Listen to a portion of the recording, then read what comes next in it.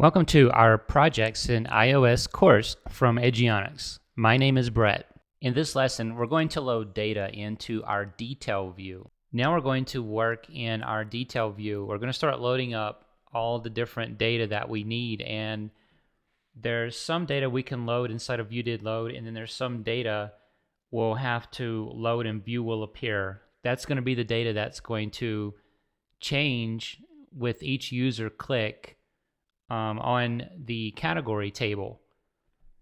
So what we can do in ViewDidLoad is just load the questions, and then they'll be loaded. Each time we come to this detail scene, we can just query that array of loaded questions. So here I want to make use of the questions array, that variable that we created, and I'll call core data manager, and we're going to do get data, and in this case we're going to get questions. So questions, and then what we want is to cast. So we know we're going to need a force unwrap. Swift will correct this if we don't. We'll have questions, and I believe that is it. Then we're going to do that same kind of test. So we want to see is questions count equal to 0. If it is, we'll need to do some loading of data here. So we'll have core data. We'll do load president questions, and I think that is that. Then we'll have the questions array, and we're going to do the fill here. And you might look and see that I'm actually duplicating this line exactly, and then say, well, why not just put that into a function so you don't have to do that? Here's the reason why: because creating the code for the function is almost as much code as just these two lines. And I know this is the only place I'm ever going to use these two lines, so it's kind of, I would say it's best practice to put it into a function, but the reason for putting it into a function is to have reuse and to also compress the lines of code that are getting involved, which it handles reuse, but it doesn't really do anything for the code, and then the readability is still here. So it's negligible whether you want to put it in a function or not. What I'm saying is there's not much benefit either way. So then we're going to go below here and work on our answers, and that's going to follow the same kind of pattern. So we can just copy this and do this. So here we want to test answers, and we want to load answers. Yes, and this is going to be answers, and then we'll have an answers array. So that should handle the initial loads, and then all this data is going to be in memory for us. Now just change that, meaning every time we hit this scene, it gets loaded the one time because we're in ViewDidLoad, and then we keep hitting the scenes and we'll just start accessing the arrays. So next we have the button array. Let's see, do we have, yes, we have a button array variable. And here what we're going to do is load it up, and that way we can use it further on down the line. So we'll have a button 1, 2, these are our variables, our IB outlets, 3, and I don't think we have a 4, but we have 5. So 4 buttons all together. These up here are the ones that we're accessing in this case. All right, so we have view will appear.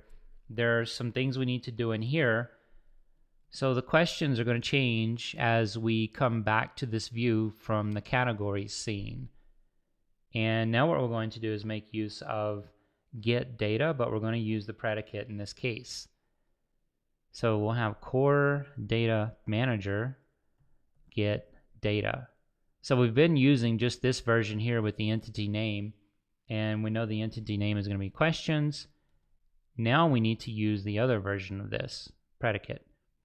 All right, so here's what the predicate is going to look like. We're going to do an ns predicate, and in here we're going to create some parentheses, and this is where the predicate's going to go. So we're going to start off with format, and then we're going to enclose everything in a string, and we can build out the actual query. So we're going to have category ID equals, then we'll have a %, ampersand, and our string is now closed. Next we'll have opening quotes, backslash, self dot category ID. So this is some familiar syntax inside of a string where we're enclosing the variable with this backslash parentheses. And then we'll close that. We'll have two parentheses, cast it as an array of questions. And I think that's that.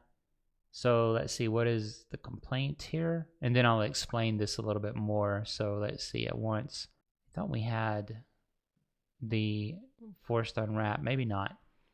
Okay, so what we're doing is taking our variable that we've assigned from the category scene. Whenever the user clicks a cell, we get that ID.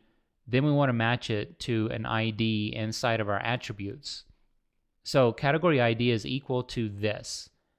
That is going to get replaced with this variable, and that's all there is to it to make the predicate work. So what I want to do now is go ahead and load this and see if we get any kind of match on our questions. I'm going to remove that breakpoint, put it down there, and run. All right, so in testing this, we'll need to remember we only have one category loaded, so there's not going to be a match on any of these other categories. The predicate that is being executed over here in core data right here is going to be nil, and it won't execute. And let's go back to the simulator. It's a good probability that presidents has the ID of 1, and so it's going to be the one that has data because that's the one we loaded everything for. So we can test that by clicking presidents, and then we can look at what is the category ID here. So PO, it should be 1 because it was the first one loaded, and it is. And let's see if questions came back with anything. So questions is the array of results. Let's just do a PO questions.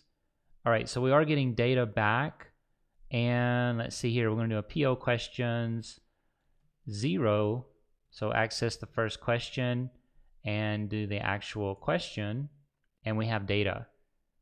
So that is coming back. We are getting a question, and then it's a matter of setting up a scheme to pull a particular one out and assign it to the label. So what we can do now to finish out this particular lesson is go ahead and create functions for checking if we have selected the correct button. And I am going to do that down here. And what I'm going to do is create a function called isCorrectSelection. And I want to pass in a button. So that's going to be button UI button. And then create the body for this. And in here we'll have button set title, and we can do incorrect, and then the state of this is just going to be normal. So we'll have UI control state normal. Then we'll have a conditional. So here's where we're going to see what is the button. So we're going to assign these tag IDs so that way we can tell what button did we get. And we'll have question correct answer. So is it the correct answer? If it is, so if the correct answer ID matches the tag ID, then we have a correct selection. So we'll have title, and here we can just change that to correct, like that. And for state will be normal again. So UI control state, normal. And let's see, we'll put an exclamation mark there. Now, to make that work, inside of each of our button functions, what we're going to do is just do a call to that function that we just created, pass in the corresponding button. So just like that. And I'm going to copy this. So we have 4 buttons. There they are. We are going to change the IDs on these buttons to match the function that we're in. Now we can go ahead and do a compile to make sure all of this is correct. It is. And so now what we're going to do is work on getting the question out of the data, and then also start trying to get some labels onto our buttons for the answers.